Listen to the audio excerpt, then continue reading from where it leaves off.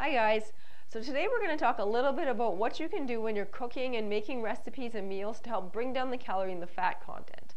A lot of times people approach a low calorie, low fat diet and they start trying to completely overhaul their diets, and as a result it's just way too much change way too soon, and they just end up feeling overwhelmed and confused and they're unable to do it, and before you know it they're off the diet entirely. So a better approach is looking at the recipes that you love to make and the food that you like to eat and trying to figure out little ways that you can tweak it a little bit more so you're not taking in as many calories and the fat content is lower, and it's just all around going to support a healthy weight loss program.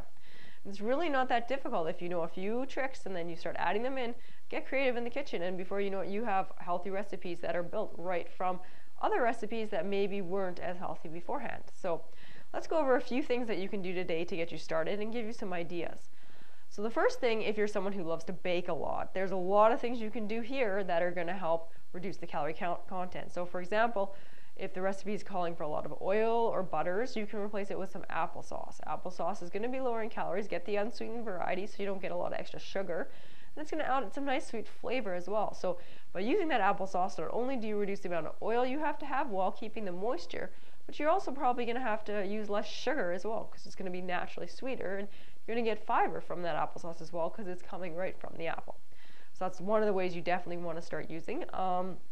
The second thing you can do is, speaking of the sugar content, sugar is definitely something you want to be trying to get rid of out of your diet, just because sugar will send your insulin levels up really high, have them come crashing down, and when they crash down you're going to get food cravings and you're going to want more simple carbs to bring your blood sugars back up, and as that cycle continues you end up taking hundreds of calories more in that day than you should. So one way to help reduce the sugar content in your diet is to start using a natural sweetener such as stevia. Some people use Splenda, and it's kind of going to be based on your personal preference. Splenda, some people say, isn't as natural. Stevia is a natural sweetener, so it's going to work a lot better to help keep the calorie level down. Now the next thing you can think about doing in some of your more dinner-based recipes is, rather than using high-fat sauces, start using some salsa. Salsa is very high in antioxidants because of all the vegetables, and it's incredibly low in calories, like 30 calories per couple tablespoons. So you can really use a lot of this, and it's going to add flavor, it's going to add taste. And if you get the spicier version, it's also going to help you eat less, because when we eat spicier foods, we tend to eat a little less just because we're so overwhelmed with the spice. So that's something you definitely want to think about as well. Now the third thing that you can do is look into protein powder and adding that to baking recipes as well. Protein powder is good to replace flour in a lot of your baking. So if you're making muffins, you're making squares, try substituting in half the flour for half protein powder.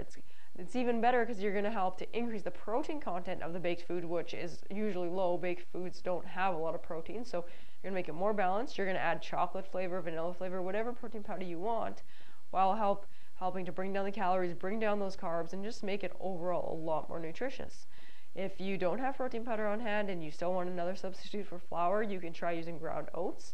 That's another thing a lot of people use, and oatmeal is a terrific carbohydrate source. It's high in fiber, low in sugar. It's just going to be a lot better for your body and for your weight loss goals than flour would. So really try and just look at the different things you can do in recipes and try and substitute. Get the lower calorie items in there, and you'll be on your way to fat loss.